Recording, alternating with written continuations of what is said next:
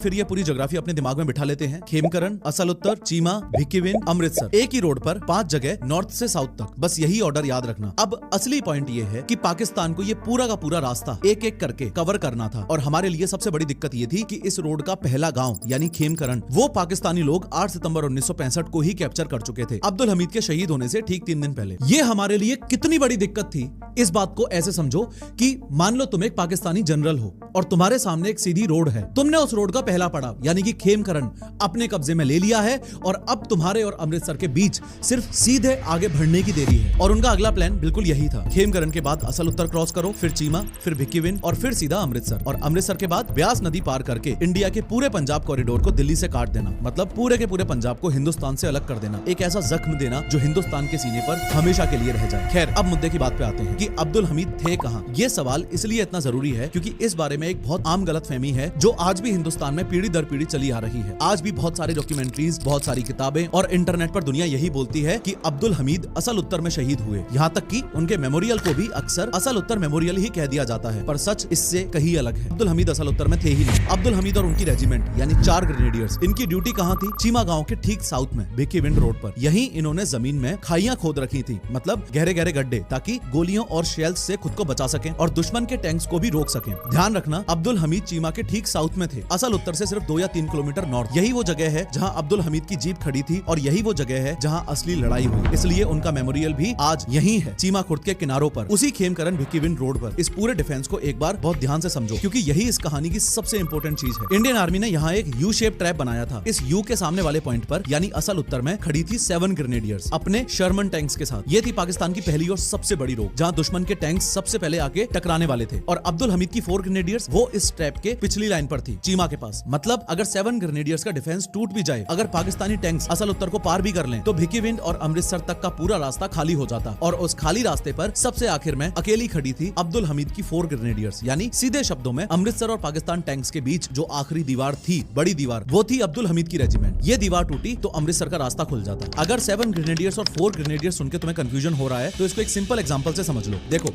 Indian army एक बहुत बड़ा घर है और इस घर में बहुत सारे परिवार रहते हैं। हर परिवार को बोलते हैं एक रेजिमेंट, और हर परिवार यानी हर रेजिमेंट के अंदर कई छोटे छोटे भाई होते हैं, इन्हें बोला जाता है बटालियंस। सीधा मतलब रेजिमेंट एक पूरा खानदान और बटालियंस उस खानदान के अलग अलग भाई। अब्दुल हमीद इंडियन आर्मी के एक बहुत ही पुराने खानदान से थे जिसका नाम है द ग्रेनेडियर्स। और ये कोई मामूली रेजिमेंट नहीं, ये साल 1778 से चला आ रहा है, यानी अंग्रेजों के जमाने से। और इस ग्रेनेडियर्स परिवार में भी कई भाई हैं, 4 ग्रेनेडियर्स, 7 ग्रेनेडियर्स और ऐसे ही कई और नंबर्स। और सच कहूं तो ये मेरे लिए सिर्फ एक कहानी नहीं है, क्योंकि जिस ग्रेनेडियर परिवार में अब्दुल हमीद थे उसी परिवार के एक दूसरे भाई यानी कि 13 ग्रेनेडियर